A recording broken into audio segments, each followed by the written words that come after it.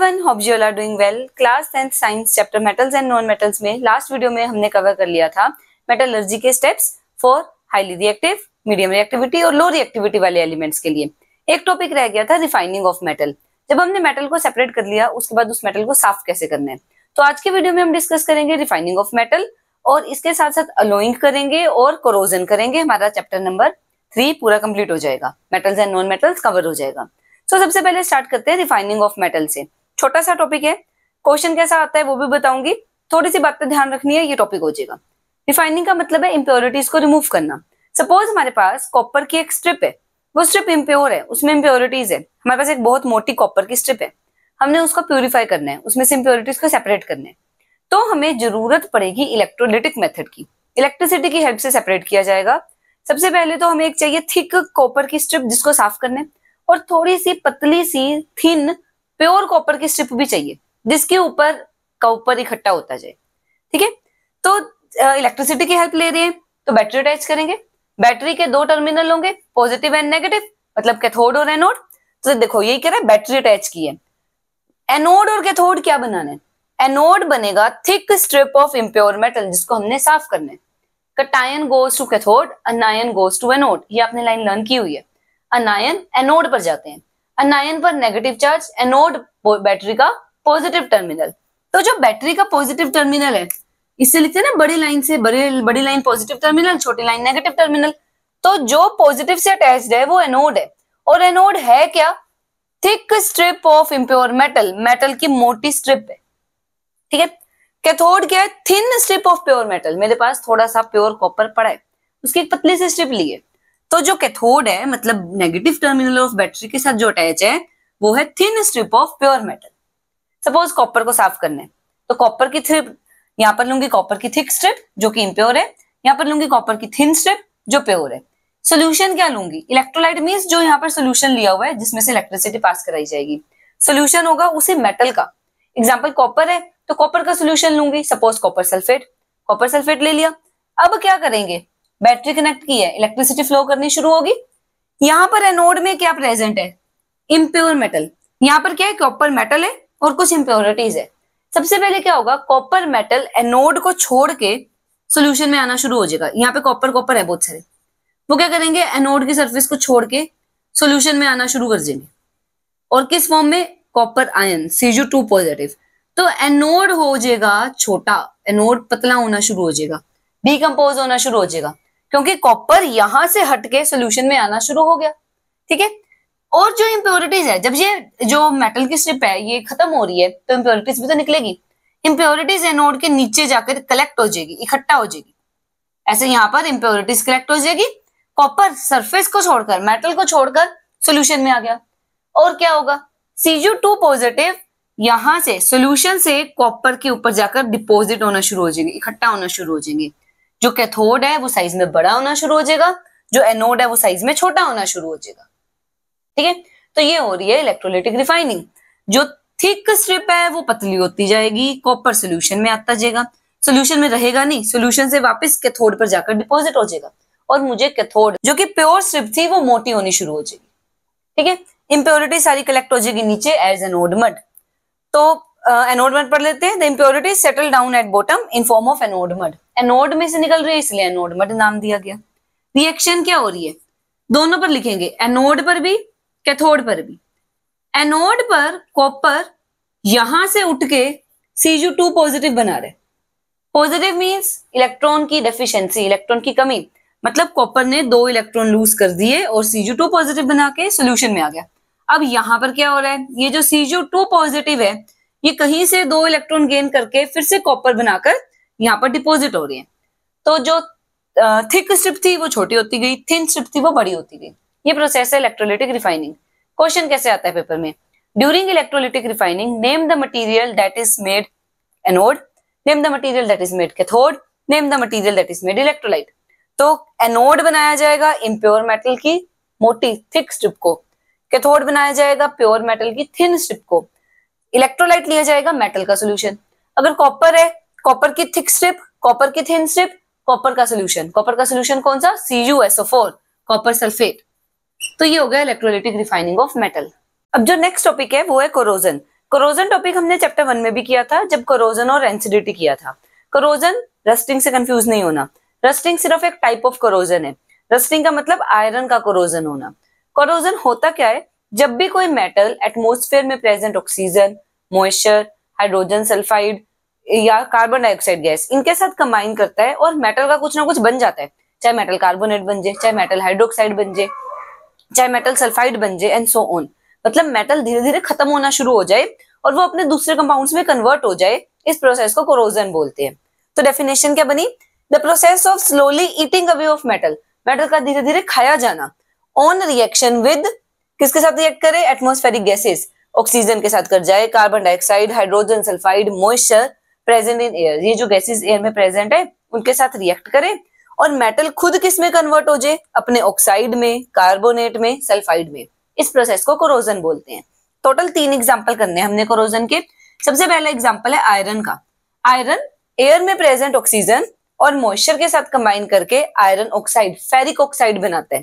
Ferric oxide का formula, ferrous होता है Fe2 पॉजिटिव, फेरिक होता है Fe3 positive, oxygen 2 negative. Chris cross किया, Fe के साथ 2 चला गया, ऑक्सीजन के साथ 3, तो कंपाउंड बन गया Fe2O3। अब Fe2O3 के साथ कुछ वाटर मॉलिक्यूल्स अटैच हो जाते हैं, बट वो पता नहीं कितने अटैच होते हैं, तो हम इसलिए X लिखते हैं, XH2O। राइट साइड पर अगर XH2O है तो लेफ्ट साइड पर भी XH2O होगा। राइट साइड पर Fe2 है तो लेफ्ट पर भी Fe2 होगा।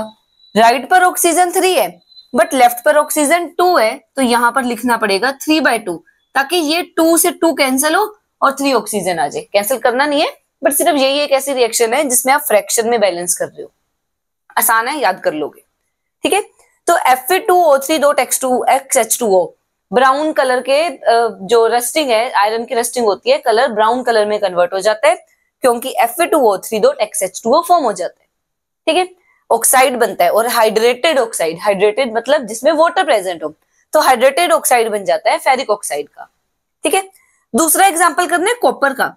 जब कॉपर एयर में प्रेजेंट मॉइस्चर, CO2 और ऑक्सीजन के साथ रिएक्ट करता है, 2 कंपाउंड्स का मिक्सचर बनता है।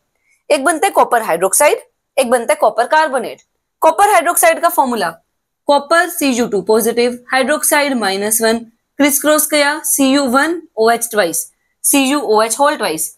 ऐसे copper carbonate Cu2 positive, CO3 2 negative, 2 से 2 कैंसिल, CuCO3। इन दोनों का मिक्सचर बन रहा है।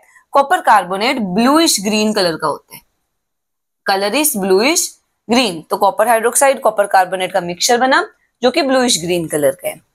नेक्स्ट एग्जांपल, सिल्वर जब हाइड्रोजन सल्फाइड H2S गैस के साथ रिएक्ट करता है, सिल्वर जब H2S गैस के साथ रिएक्ट करता है, सिल्वर सल्फाइड बनता है जो कि ब्लैक कलर का कंपाउंड है, Ag2S + H2। बैलेंस कर लेते हैं, ऊपर वाली रिएक्शन भी चेक करते हैं बैलेंस है कि नहीं। Cu1, Cu एक ये रहा, एक ये रहा, 2 Cu, तो यहाँ पर 2 लगाना पड़ेगा।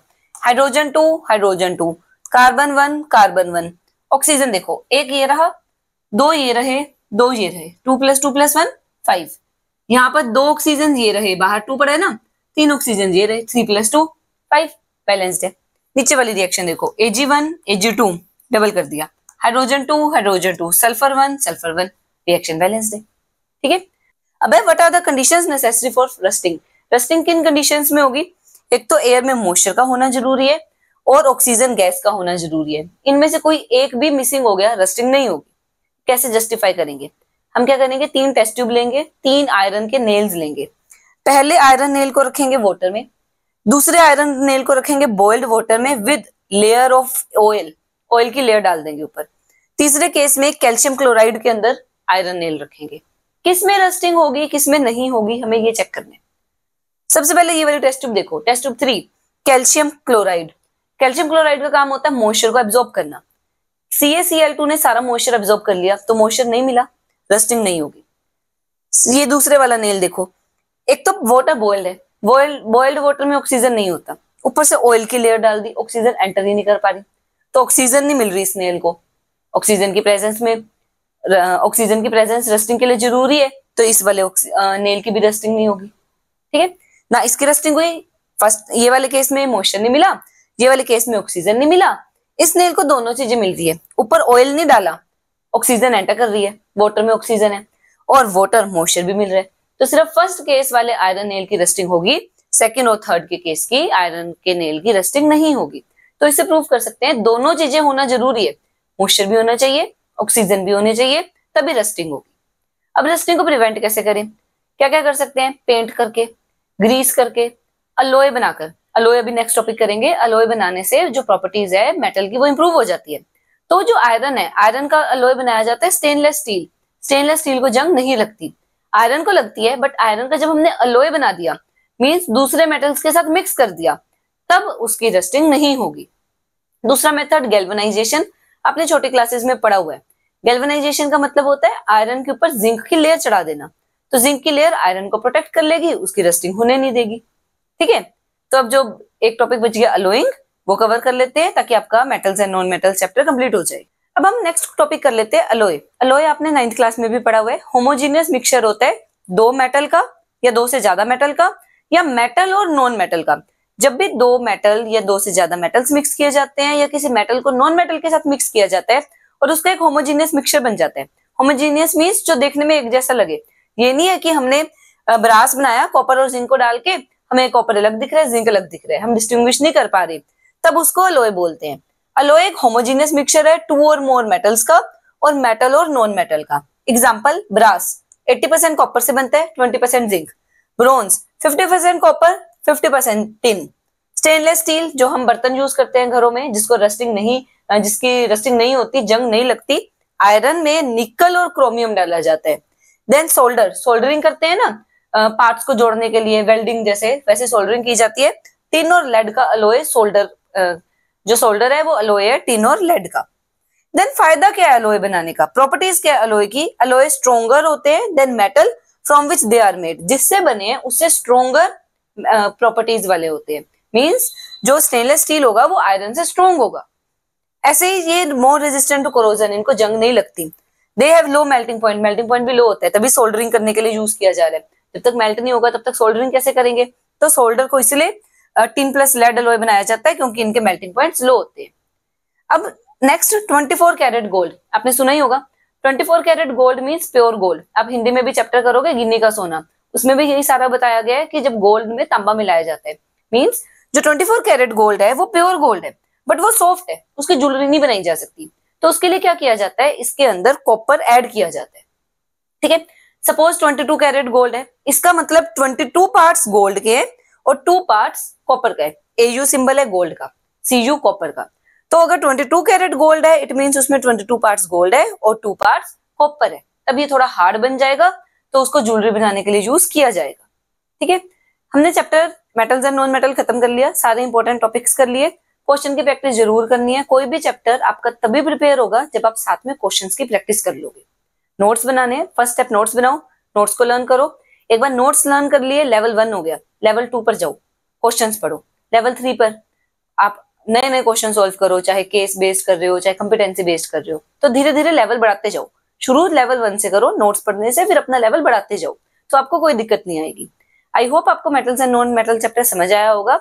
नेक्स्ट वीडियो में हम स्टार्ट करेंगे नेक्स्ट चैप्टर के साथ। Till than happy learning.